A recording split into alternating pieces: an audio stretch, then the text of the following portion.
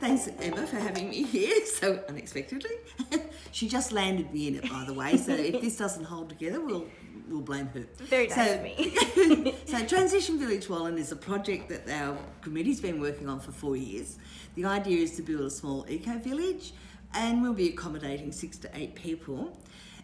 And the village will provide a base for people who have been homeless or at risk of homelessness for 12 months to reconsider their options and to find out what skills they need to boost, what they need to do to get back into a stable accommodation, possibly employment, but certainly back into a relationship with the community in their own terms and in a way that's beneficial to themselves and to the community.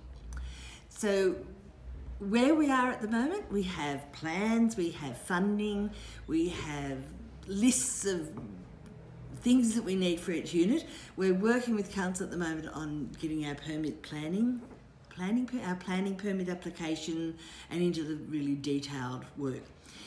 This is a difficult area to work in with permits and planning because there's nothing quite like it around. So we don't fit any of the current definitions without some interpretation, and we have to be sure that we've got it as good as we can, in case we get challenged to go to VCAT. Because this is one of our aims, is to bring this model in, to test it, and that means at all levels, and hopefully then be able to release it to other communities that want to do something similar. So it may not be for homeless people, it might be mothers and babies, it might be Indigenous people want to take it up, and whereas we teach permaculture, they may well want to bring back their own skills to the people that are. Anyway, just little side thoughts. It'll be there for everyone to interpret and use, but hopefully we've tested it, we've got the governance in place for everyone to use. It'll be a little takeaway, basically. Yeah.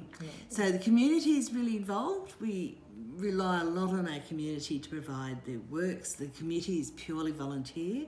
We fundraise really actively. So we have many aims to build community as well. So we want a community that's receptive to our villagers and our residents who are receptive to going back to communities. So there's no wall, there's no them of us, it's just everyone's in there together. So we do a lot of fundraising. We've got 3 or 4 major fundraisers planned, so that's quite an effort, but we believe that community can do this. Really before the 80s, I'd say, community managed their own tennis courts. They built, if you needed a new court built, it would sort of be fundraised for and they would build it. Pony clubs, worked with pony clubs where we had our own building days and put dressage rings up and so on. And that was without grants. So although it's expensive, we fundraise. We believe in independence in community. We want to work with community, so we want to teach a sustainable way of living, and obviously the bushfires have underlined how open we are to sort of effects from environment and how very reliant we are on our environment and our food supplies and our chains, etc.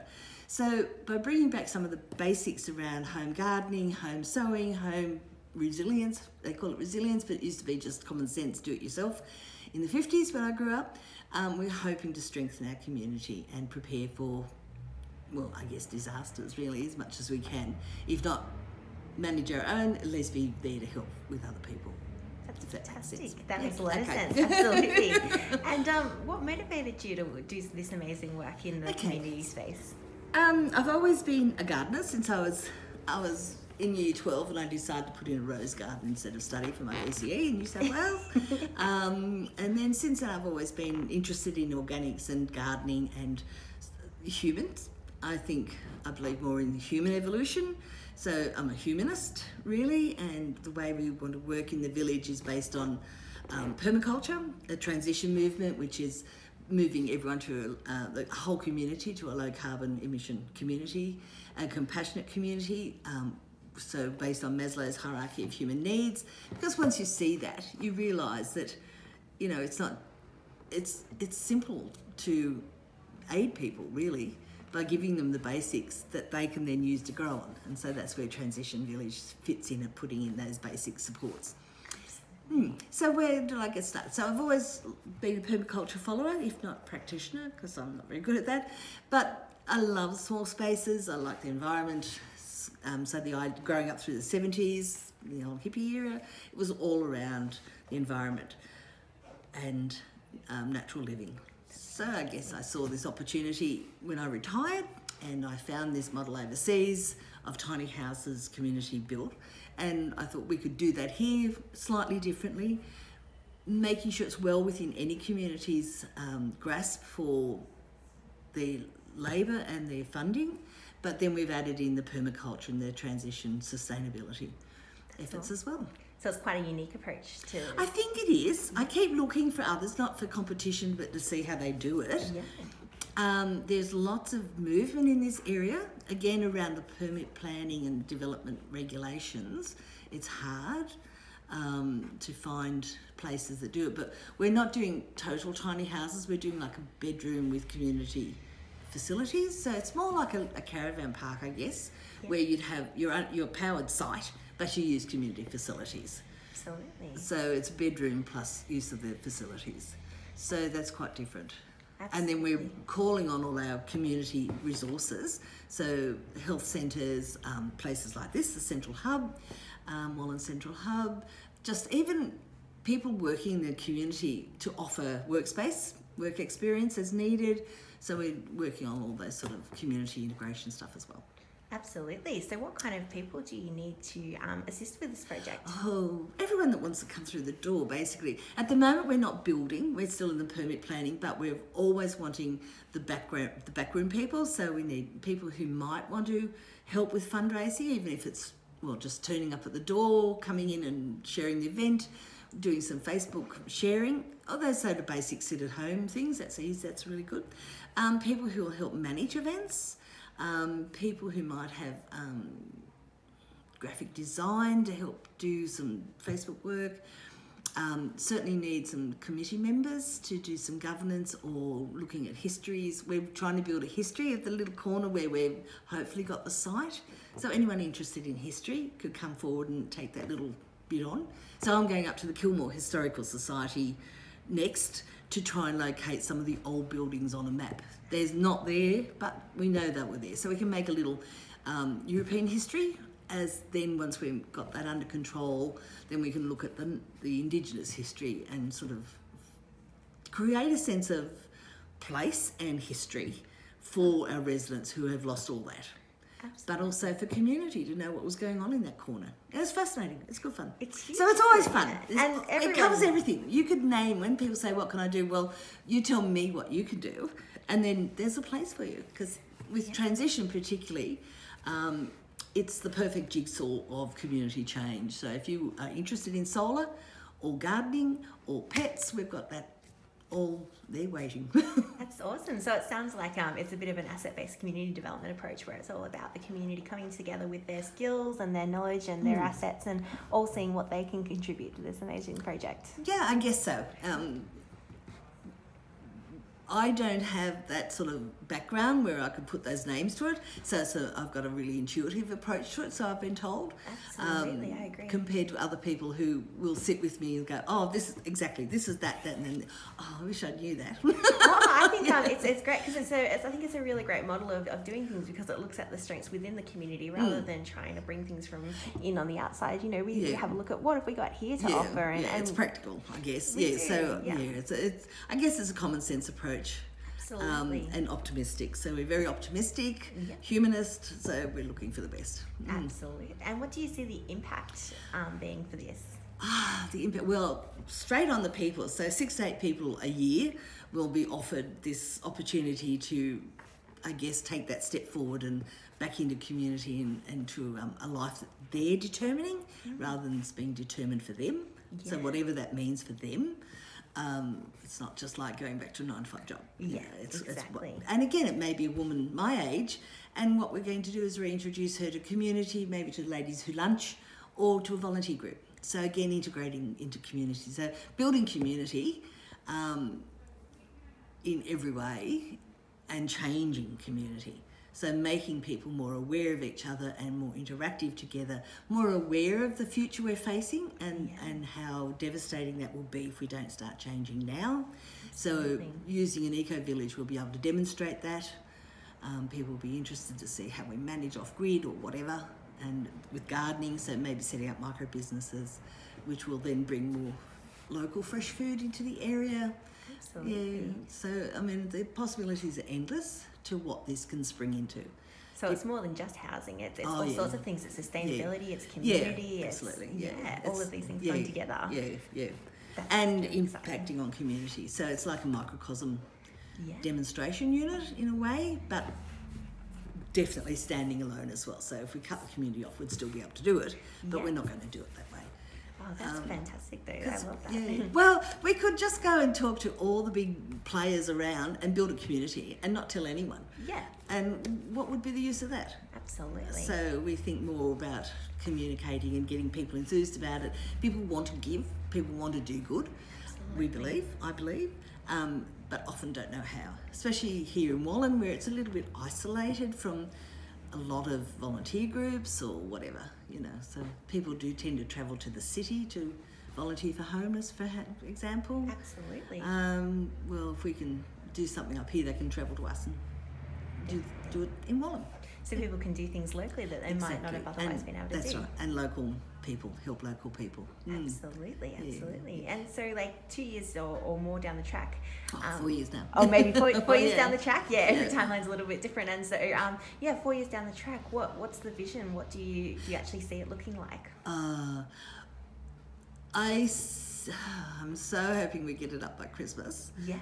One, because I keep thinking of those people who need it. Absolutely. Plus, we've got money to dispense and all the rest of it, so there's lots of drivers there. But what do I see it as? Sort of like a haven, I guess, from horror, really. I mean, I cannot imagine what it would be like not to know where you're going that night, or living on someone's couch and the rush and the bustle and the tension, the anxiety. We're not made to live that way. So I guess a haven, peaceful, but productive, working, calm, all the good things. A haven from horror. I think I just found the title. That's wonderful. Yeah. I guess. And I don't think it's overstating. Not at all. From what I've heard people say, yeah. Absolutely. And have you spoken to many homeless people, or have you captured a little bit of an idea around what impact this will have for them as well? Well, only briefly, I did try early on to work with agencies who deal with homeless people to actually come and do some impact groups. Yeah. But because it's not a study that's got ethics and Right, validity and an authority behind it, really no one wanted to talk to me that way. Meeting people on the streets, I tend to be more of a theorist than going out, so I tend to take the opinions that I read, from Council of Homeless, whatever, and try and impact that. I've had a discussion with a man who works with the homeless from the Salvation Army, and he brought a list of what he felt they needed, and we were able to tick all that up. Yes, we've got this, that, we've got all that. But when I talk to people, when I do stalls and I talk to people who are homeless coming through Wellington Square, or they've been homeless, they think it's a great idea. So they all do say, look, if I'd had that many years ago, I would have taken 2 years off when I was homeless. And our initial committee had 2 or 3 people who had been previously homeless, and they liked it. So I think that's good enough. And reading overseas reports and things, it seems to be hitting the spot there. So I guess I just transferred it. Chicken way out. No, not at all. It sounds like you've spoken to people locally who have experienced homeless in the past and who've said that this would be really helpful for them. So that's some great consultation. And it sounds also like there's been a lot of research that's fed into a lot of research, And we're building a really tight monitoring and evaluation system framework. So we're meeting with Arjun Ravi from the Increase Group, which is a big monitoring group, and so that we'll have data that we can use to prove to community, find out what's going wrong.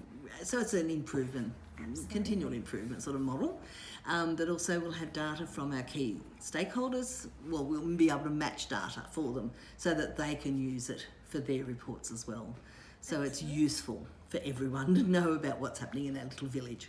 Definitely. Because we want more money, yes. Yeah. No, but we also want results and to know we're doing the right thing. So, Definitely. So it's you're all very, very accountable and very exactly. passionate about, sort of making this work, whatever it takes. That's right. Yes. That's wonderful. So another question a bit more generally is what have you learnt about the community, particularly the community of Wallen in your time working with community? Wallen is an amazing community. Very receptive, very open, quite happy to voice an opinion. I love Wallen's radicalisation in politics, which has been created over the years. But also very open to persuasion. So there's a lot that don't like what we're doing. We're hoping that we can not convince them, but can open their minds to the idea it's really not going to be full of sex offenders, pedophiles, druggies, because our monitoring is really strict. There's some stereotypes and that kind of thing. People are frightened of new things and change, and just the depiction of homeless people is not fantastic. So we're hoping to work with Wallen, but at the moment it's very accepting, and businesses are happy to support us, putting posters up there, and it's just wonderful, really. People turn out for the events, which is good. Absolutely. Yeah. So if someone is interested in getting involved in Transition Village, what would they do to get in contact with you?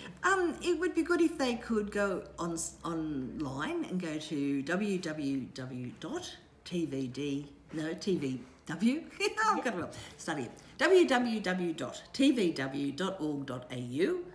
and volunteer fill out the volunteer membership form, or they can directly email me at ceo@tvw.org.au. Excellent. That sounds fine. That sounds great. Absolutely. Ring Emma at the hub and she'll let you know. Absolutely, and that is correct. So if anyone is interested in Transition Village Wallen, you're also welcome to stop by the hub and have a chat to us, and we'll put you directly in touch with Judy, who we've spoken to today. That's right. So thank you so much, Judy, for having a chat with us about who you are and what you've been doing. It's thank you. The most incredible work, and I think we've heard a lot of amazing things from the community about Transition Village Wallen, so it's a privilege and a pleasure to have you speaking to us today. So thanks again, My Judy. pleasure. Thanks.